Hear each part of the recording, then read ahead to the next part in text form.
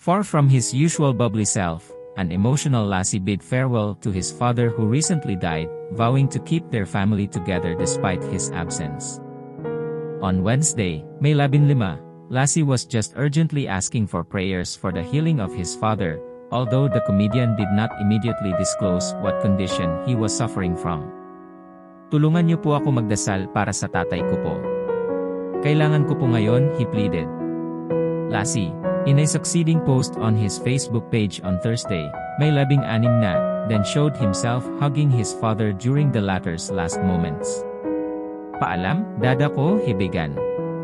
Mahal na mahal kita at mahal na mahal ka namin, alam mo yan.